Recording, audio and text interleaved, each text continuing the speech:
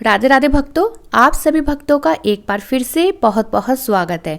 आज की इस वीडियो में हम जानेंगे श्री दुर्गा सप्तशती पाठ करने का क्या महत्व है और श्री दुर्गा सप्तशती पाठ करने की विधि क्या है। चलिए जानते हैं।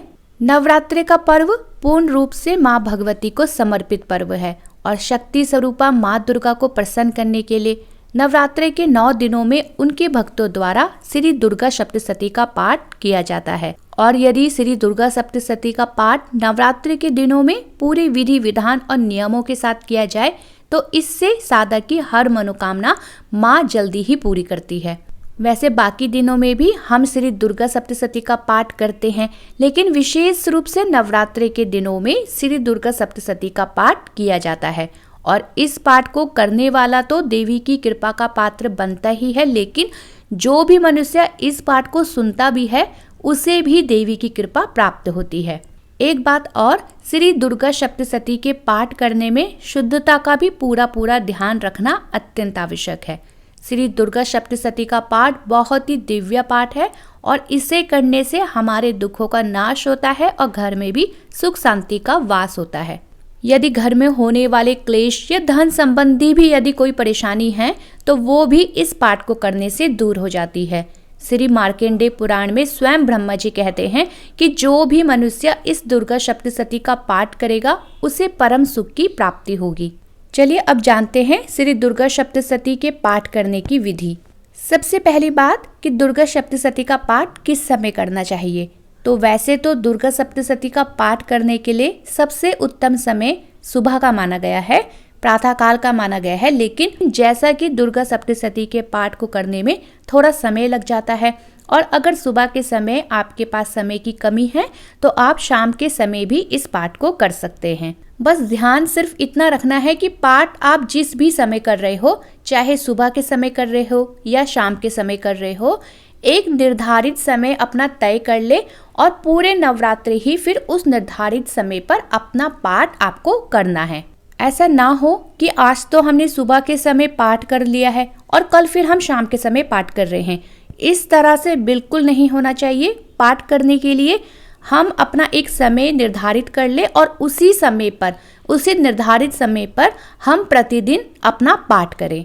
अब जानते हैं कि हमें किस दिन कौन कौन से अध्याय का पाठ करना चाहिए। तो देखिए, दुर्गा सप्तशती का पाठ बहुत ही बड़ा और दिव्य पाठ है। इसमें कुल 13 अध्याय हैं।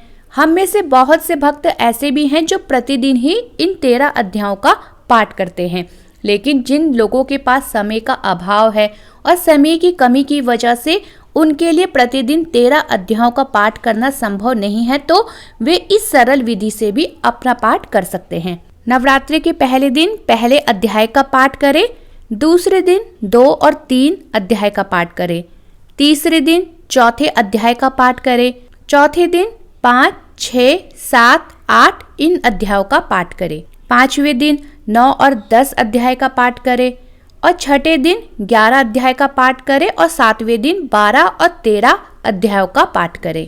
और इसी के साथ नवरात्रि के 7वें दिन हमारा श्री दुर्गा सप्तशती का पाठ पूर्ण हो जाएगा।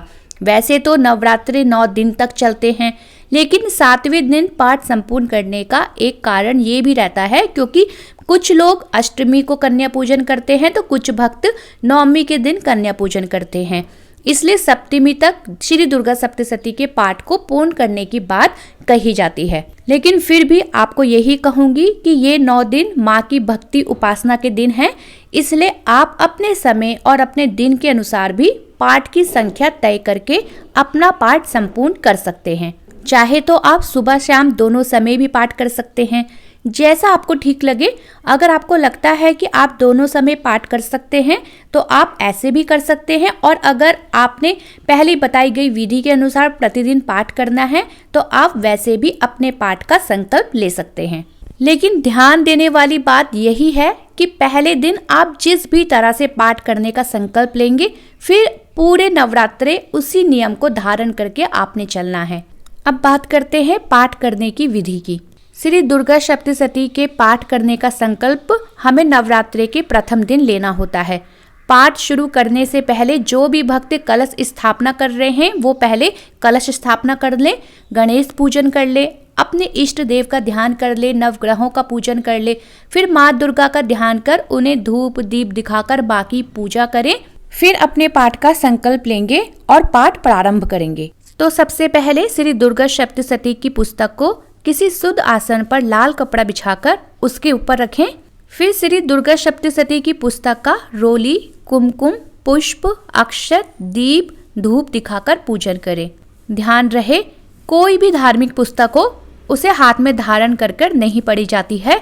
हमेशा पुस्तक को शुद्ध आसन प्रदान किया जाता है। फिर पुस्तक खोलकर सर्वप्रथम आपने शापोद्धार करना है, मतलब शापोद्धार मंत्र का 7 बार उच्चारण करना है। और ये मंत्र हमें श्री दुर्गा सप्तशती की पुस्तक में प्रारंभ में ही जहाँ पर पाठ विधि दी गई होती है वहाँ पे लिखा हुआ मिल जाएगा।